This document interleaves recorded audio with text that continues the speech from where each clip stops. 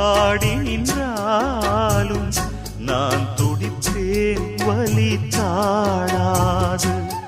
10 மாசம் சுமந்து பட்ட பாடும் மறந்து பிள்ளை செல்வம் பிறக்க அள்ளி கையில் எடுக்க